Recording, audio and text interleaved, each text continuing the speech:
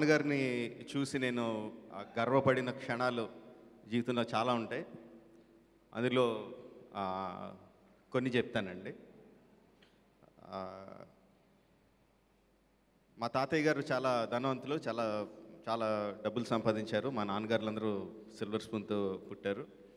So very rich. But తర్వాత కాలంలో ఆ డబ్బు అంతా హరించిపోయింది. 80స్లో అందరూ మెడ్రాస్లో ఉండేవాళ్ళం అండి. ఒక రెండు గదులలో 14 మంది 15 మంది అందరం ఉండేవాళ్ళం. మా అప్పట్లో మా ఓన్లీ సోర్స్ ఆఫ్ ఇన్కమ్ ఏంటంటే మా పెద్దనాన్నగారు మా నాన్నగారు వెళ్ళి మా ఉమ్మడి కుటుంబానికి అందరికీ సరిపడగా వెళ్ళి కథలు రాసి రావాలండి. సో అప్పుడు ఇంకా గోస్ట్ రైటర్స్గానే ఉండేవారు. పేరు పడేది కాదు, వీళ్ళు పనిచేసేవారు. గోస్ట్ రైటర్స్గా వచ్చి డబ్బులతోనే గడిచేది. సో మా అందరికీ ఏంటంటే ఫస్ట్ టైం ఎప్పుడు పేరు పడుద్ది, శివశక్తి దత్త, విశ్వ విజయేంద్ర ప్రసాద్, ఈ 2 పేర్లు ఎప్పుడు పడతాయని చాలా చాలా ఆశగా చాలా ఆతృతగా వెయిట్ చేసేవాళ్ళం అండి.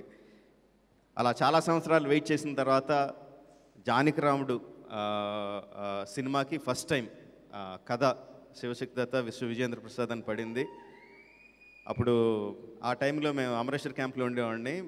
మాన్వీర్లి పక్కన టౌన్, 15 కిలోమీటర్ల దూరంలో ఉన్న టౌను. సితార్ పుస్తకం కొనుక్కొని ఆతృతగా ఓపెన్ చేసి చూసేవాళ్ళం ప్రతి వారం. ఆ వారం ఓపెన్ చేసి చూసినప్పుడు ఫస్ట్ టైం పేరు చూసుకున్నప్పుడు చాలా ఆనందంగా చాలా గర్వంగా అనిపించింది.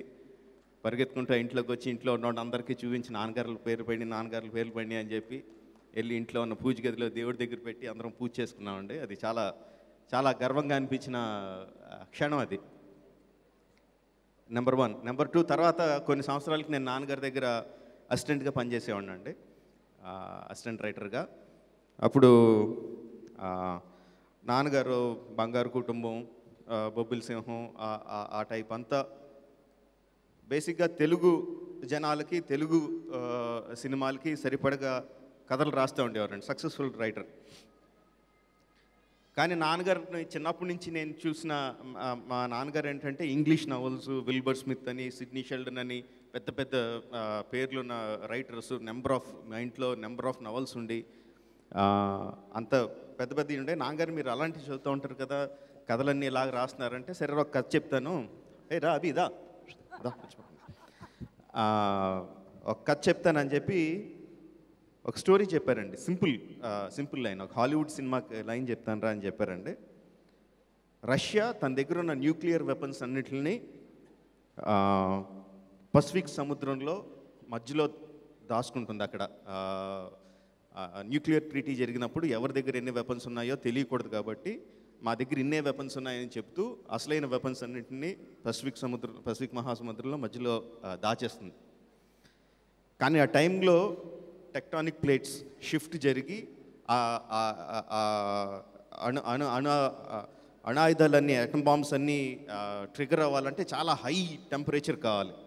అది ఎలాగ జరగదు కాబట్టి అక్కడ దాస్తుంది. కానీ ఆ టైంలో టెక్టానిక్ ప్లేట్స్ జరిగి విపరీతమైన వేడి ఉత్పత్తి అయ్యి అటామిక్ బాంబ్స్ అన్నీ ఒకేసారి డెటోనేట్ అవుతాయి. డెటోనేట్ అయితే సునామీ క్రియేట్ అవుతుంది. ఆ సునామీ ఫస్ట్ జపాన్ దగ్గరగా ఉంది కాబట్టి జపాన్ మీద పడి మొత్తం జపాన్ అంతా సర్వనాశనం అయిపోతుంది. అవతల పక్క wave it is coming towards America. So America దాన్ని కౌంటర్ చేయడానికి ఏం చేయాలని ఆలోచించి అక్కడి నుంచి వేవ్ ఇక్కడ వరకు ట్రావెల్ అవ్వాలంటే 48 అవర్స్ 24 అవర్స్ అంత టైం పడుతుంది. ఈ లోపల తన దగ్గర ఉన్న అణాయుధాలన్నింటినీ, ఆటమ్ బాంబ్స్ అన్నింటినీ ఆపోజిట్ డైరెక్ట్లో డిటనేట్ చేసి ఎదురుగుండా వస్తున్న సునామీని ఇంకో సునామీతో అడ్డుకుంటుంది. ఇది మా నాన్నగారు చెప్పిన లైన్ అండి 25 years బ్యాక్. అప్పటికి సునామీ అంటే ఏంటో కూడా తెలియదు నాకు అసలు. ఆ తర్వాత చాలా సంవత్సరాలకి సునామీ మనకి జరిగి ఎక్కడ జరిగిందో మర్చిపోయాను. బట్ దాని తాలూకు ఇంపాక్ట్ ఇండియా మీద పడినప్పుడు కానీ సునామీ అంటే ఇదే, ఇలాంటి ఎఫెక్ట్ ఉంటుందా, మా నాన్నగారు ఇలాంటి లైన్ రాశారని చెప్పి ఎన్నో సంవత్సరాల క్రితం చెప్పిన కథకి చాలా సంవత్సరాల తర్వాత చాలా గర్వంగా అనిపించిందండి. Second time.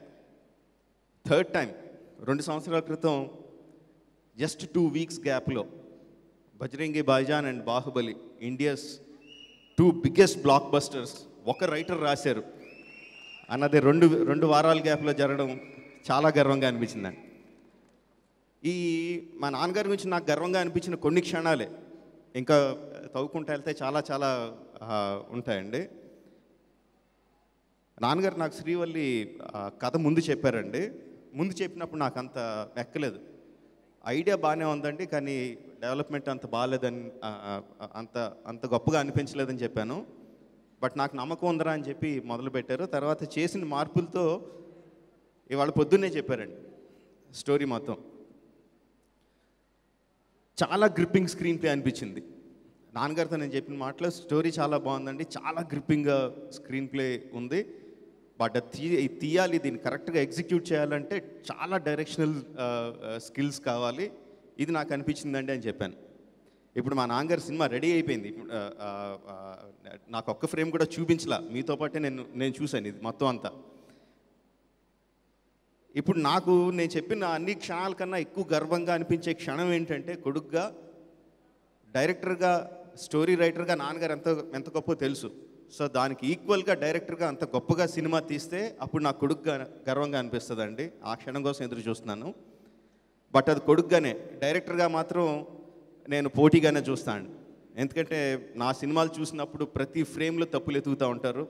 ప్రతి సీన్లో నేను ఎంతో బాగా తీసుకున్నాను, సీన్లో కూడా ఆ వెనకాల బ్యాక్గ్రౌండ్ ఆర్టిస్ట్ తలపాకి సరిగ్గా లేదు, ఇక్కడ లైటింగ్ సరిగ్గా లేదు అని తప్పులు ఎదుగుతూనే ఉంటారు. సో ఆ తప్పులు నేను కూడా ఎతకడానికి నేను ఎదురు చూస్తూ ఉంటాను.